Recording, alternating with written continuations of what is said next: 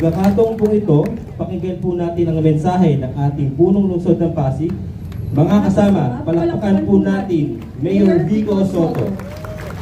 Maraming salamat sa ating engineering department. Magandang umaga po sa ating lahat. Vice Mayor Dodot at sa ating mga konsehal, sa mga kawani ng nasyonal at lokal na pamahalaan. At dito pala si Sen Mark. Magandang umaga po. At sa lahat pa po ng mga kasama natin noong Sabado, ilunsad po ang Pasig Lakas. Sana mag-enjoy po ang lahat. Good luck po sa lahat ng mga atleta mula sa bawat departamento.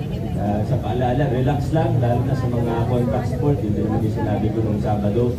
Walang mapipikon, walang masyadong reklamo sa referee.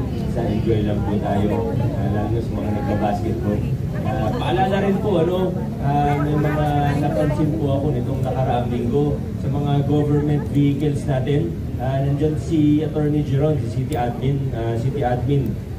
Paano naman, pa-reiterate din sa lahat ng departments through the office heads na bawal po tayo maglagay. Paalala lang po, gentle reminder lang naman po na bawal po tayo maglagay ng mga markings, posters, stickers na sa mga sa politiko, political parties, pati mga fraternities ay bawal po. Kaibigan naman natin yung mga fraternities na yun, pero sa government vehicles, baka magkaroon ng maling impression o magkaroon ng maling baka hindi po tama yun.